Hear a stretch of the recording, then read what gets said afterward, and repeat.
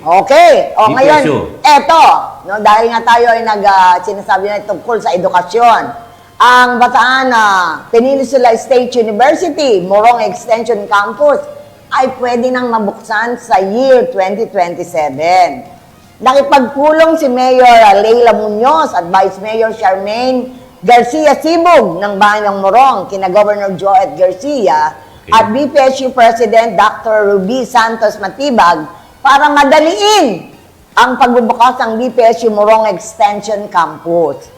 Matibay ang dedikasyon ng pamahalang bayan ng Morong na maisulong ang dekalidad na edukasyon para sa mga kabataan, lalo na ngayon na patuloy ang hamon ng gastusin at pagtaas ng pasahe sa transportasyon.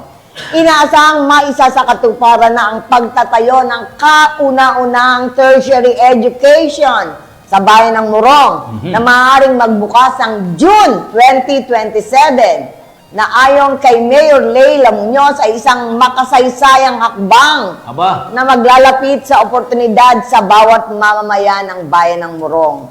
Nagpaabot ang pasasalamat sina Mayor Leila Muñoz at Vice Mayor Charmaine Garcia Sibog, kina Governor Joet Garcia at Dr. Ruby Santos Matibag sa suporta sa proyektong magbibigay ng mas maliwanag na kinabukasan sa kanilang mga kabataan.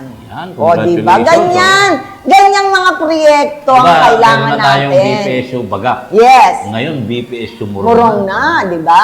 At di ba nagkaroon na ng groundbreaking sa medicine? Oo. Diba sa kursong medisina sa BPSU? BPSU. Abangan natin yan, di ba? Abangan natin yan, oo. Ang inaabangan namin ni Kuya Mike yung sa cyber Cybersecurity. Cybersecurity sa BPSU.